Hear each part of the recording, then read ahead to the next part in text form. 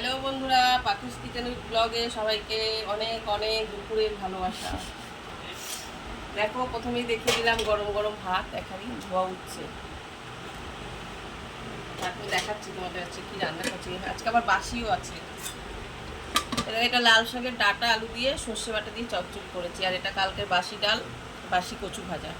খেয়ে শেষ করতে পারি কি সব। বাসিটাকে দেখি না, আর কালকের মাছের টক, আর মাছের টক কিন্তু বাসিটাই টেস্ট বেশি, খুব ভালো হয় এটা খেতে। আর করেছি এই যে মাছের ঝাল পাতুরি, আলু দিয়ে গাঙ্গমোড়ালা মাছেরই পাতুরি করেছি, একদম মেখে সব বসিয়ে দিই। আমুদি মাছের মতো লাগছে দেখতে আমুদি মাছ, খেতে খুব ভালো হয় এটা।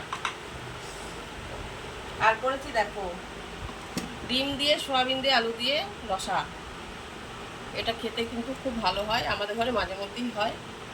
মেয়ে ডিম খাবে না, মেয়ে সোয়াবিন খাবে, আমরা ডিম খাবো, ওই যে দুরকম দিয়ে একসাথে রান্না করা। এই হলো আজকের আমাদের রেসিপি।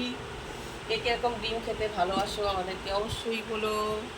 আমরা তো খুব ভালো খাই ডিম সোয়াবিন একসঙ্গে। টাটা।